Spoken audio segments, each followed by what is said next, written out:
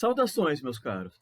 No vídeo de hoje, no Dia do Professor de 2021, eu quero aproveitar que eu tô nessa vibe de produção de vídeos para o meu canal para trazer aqui uma breve perspectiva, a minha opinião sobre a condição do professor hoje no Brasil. Nesse sentido, eu quero trazer primeiro algumas análises sobre três elementos que eu acredito que estejam dificultando bastante a condição do professor hoje no Brasil, mas no final eu quero trazer algumas perspectivas mais positivas, uma certa esperança sobre a função, sobre a importância do professor, de uma maneira bem prática e bem racional.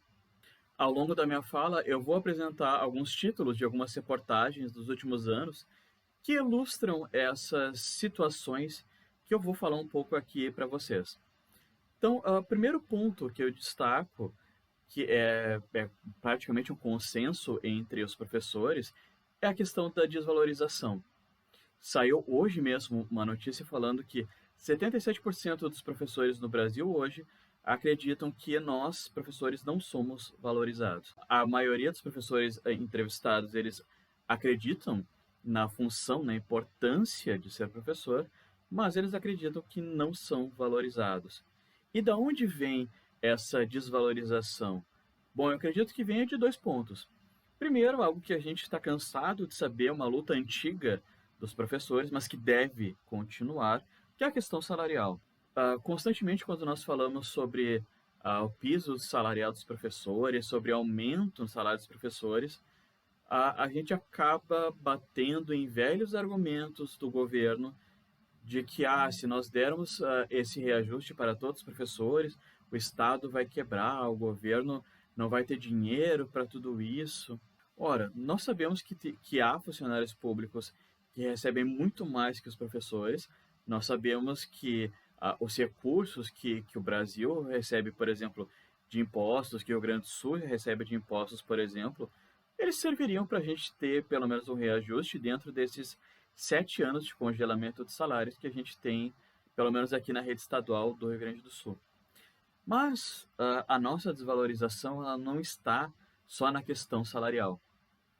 Nós percebemos ao longo dos últimos anos uma desvalorização crescente do conhecimento no nosso país.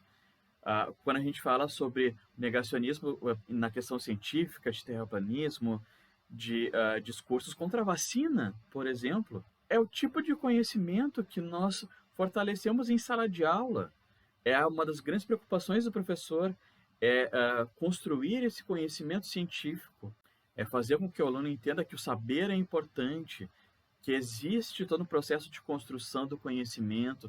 Então, quando se desvaloriza isso, quando se nega essas questões, está sim se atacando as bases do conhecimento no Brasil, o que afeta diretamente a posição dos professores. Além disso, nós temos também uma desvalorização da nossa posição. Essa desvalorização do conhecimento ela acaba afetando também, então, ao próprio interesse do aluno em sala de aula. E, bom, dentro das nossas grandes questões, crises econômicas que nós estamos enfrentando no Brasil, a própria situação do jovem no mercado de trabalho é outro elemento que faz com que ele tenha um certo pessimismo em relação à importância do conhecimento que ele vai adquirir na escola para o futuro dele no mercado de trabalho. Nós percebemos constantemente os nossos jovens em sala de aula não pensando mais na possibilidade de cursar medicina, de seguir uma carreira que exige um certo nível de conhecimento. O segundo ponto que eu quero destacar aqui é o que a gente pode perceber como uma perseguição, tanto ao professor quanto ao próprio conhecimento, como se cada vez mais o conhecimento no país ele fosse mais perigoso.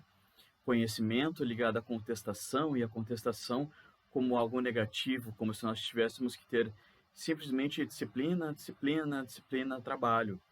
A partir de movimentos como o Escola Sem Partido e outros movimentos sociais mais conservadores que buscam cada vez mais interferir no processo de construção do conhecimento nas escolas, nós temos essa perseguição contra posições dos professores, contra opiniões que os professores possam ter, como se os professores fossem ser grandes influenciadores em sala de aula, como se eles fossem doutrinar, a grande palavra que a gente tem hoje, como se escolas e universidades fossem lugares de doutrinação.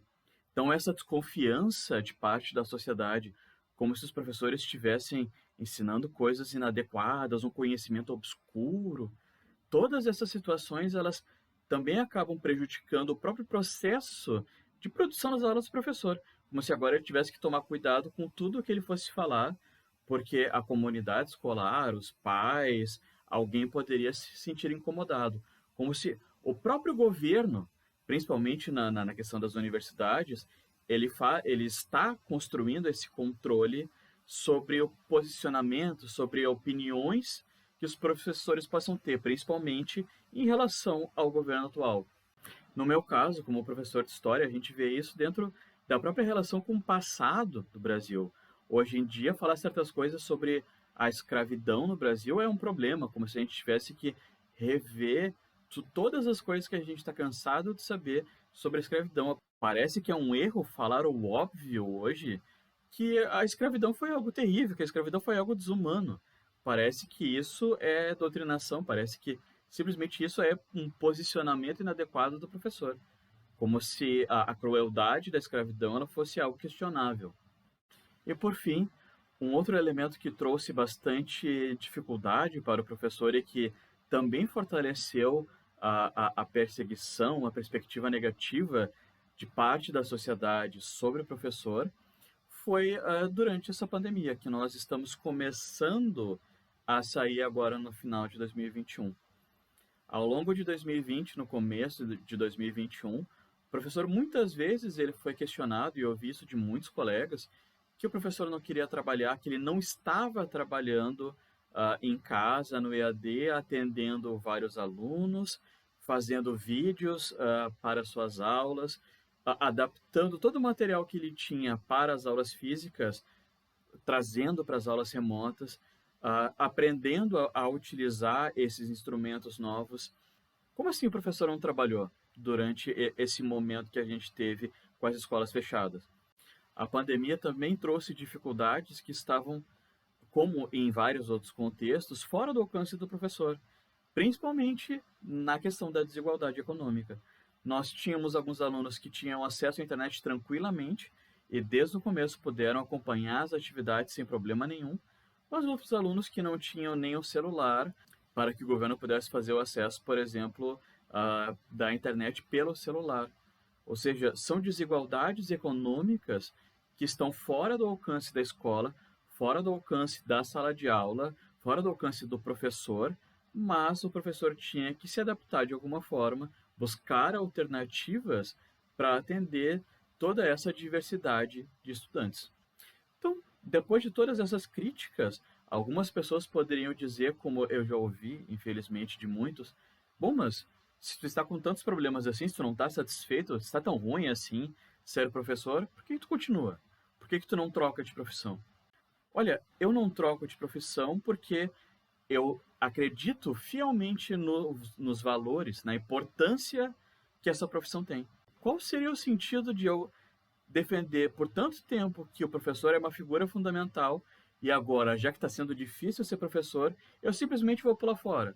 Eu simplesmente vou abandonar tudo aquilo que eu acredito. Nós entendemos a importância social daquilo que a gente está fazendo.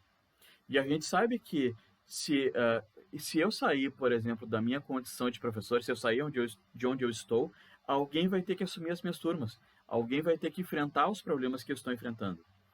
Então, eu quero enfrentar esses problemas e eu quero reivindicar que esses problemas sejam sanados. Que as autoridades, que o governo, que a sociedade repense as suas posições sobre o professor, sobre a importância do conhecimento e da educação. E é por isso que eu quero finalizar esse vídeo falando sobre esperança. Eu sei o quanto nós, professores, estamos enfrentando, e os estudantes também, com todas as dificuldades, com a falta de estrutura das escolas, com a dificuldade de adaptação em relação ao ensino remoto, a essa volta que é extremamente complicada, essa quantidade de atividades que os estudantes têm que dar conta e, ao mesmo tempo, ajudar financeiramente as suas famílias. A gente sabe de tudo isso. Mas nós, professores, e vocês, estudantes, nós temos uma vantagem. Nós, professores, nós, em sala de aula, a gente não forma só todas as outras profissões como algumas propagandas falam por aí. Nós estamos construindo cidadãos que têm a possibilidade de mudar essa realidade. Então, essa é a esperança e esse deve ser o combustível para a luta de todos os professores.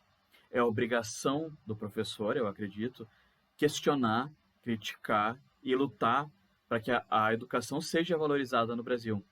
Mas nós temos que lembrar nessa mesma luta que nós temos a função fundamental de ajudar na formação de cidadãos que vão nos ajudar, sim, a mudar essa realidade. E é com essa esperança que eu continuo sendo professor.